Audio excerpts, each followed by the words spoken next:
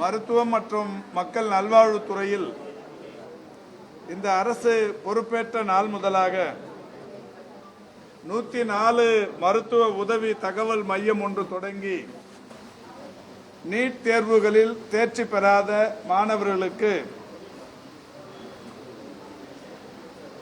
ஒரு மனநல ஆலோசனைகள் வழங்கும் திட்டத்தை மாண்புமிகு தமிழ்நாட்டின் முதலமைச்சர்களுடைய வழிகாட்டுதலோடு தொடங்கி வைக்கப்பட்டது.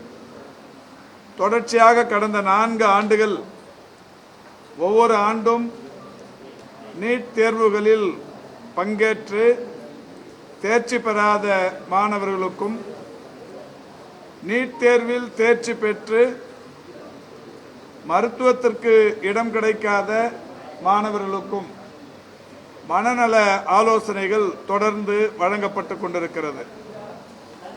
கடந்த ஆண்டு +2 தேர்விலும் கூட தேர்ச்சி பெறாத மாணவ மாணவியர்களுக்கு மனநல ஆலோசனைகள் வழங்கப்பட்டது. இந்த 104 ஆலோசனை மையத்தை பொறுத்தவரை மனநல ஆலோசனைகள் வழங்குவது என்பதையும் கடந்து அம்மாணவர்களின் எதிர்கால கல்விக்கு என்னவெல்லாம் உதவி தேவைப்படுகிறதோ, எதை படிப்பதற்கு வாய்ப்புகள் இருக்கிறது என்பது குறித்தான விளக்கங்களையும் தொடர்ந்து எடுத்துச் சொல்லப்பட்டு வருகிறது.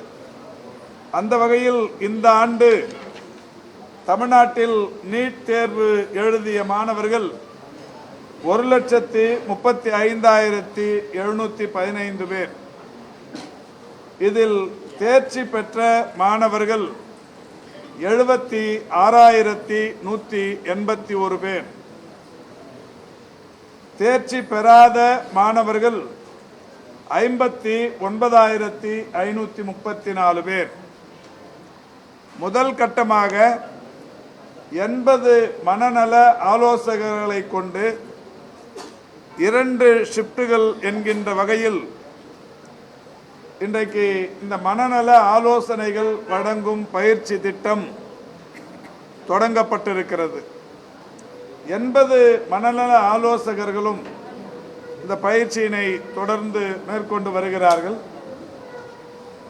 காலையிலிருந்து தொடங்கிய இந்த மனநல ஆலோசனைகளில் வாயிலாக இப்பொழுது வரை சற்றேறக்குறைய 600க்கும் மேற்பட்ட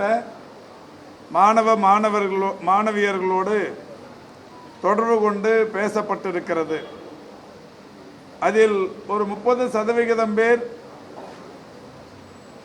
இணைப்பு கிடைக்க பெறாத நிலையில் இணைப்பு கிடைக்க பெற்ற 70% என்கின்ற வகையில் இன்றைக்கு அந்த மாணவர்களோடு தொடர்பு கொள்ளப்பட்டிருக்கிறது.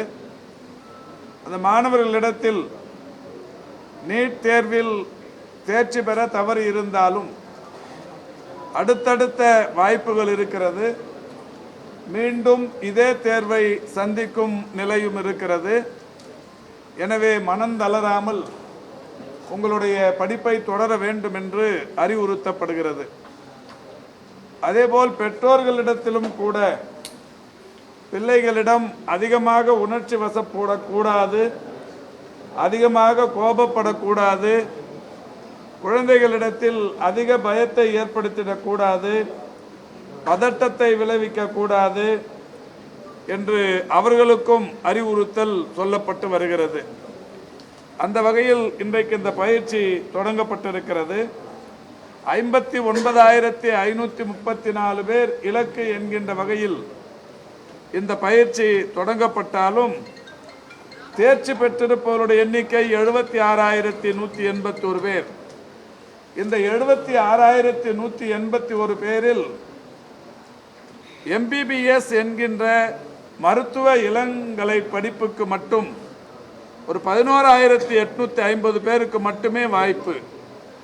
தமிழ்நாட்டில் இருக்கிற ஒட்டுமொத்த அரசு டீம்டு மற்றும் தனியார் மருத்துவக் கல்லூரிகள் ESI உட்பட 75 மருத்துவக் கல்லூரிகள் இருக்கிறது. இந்த 75 மருத்துவக் கல்லூரிகளிலும்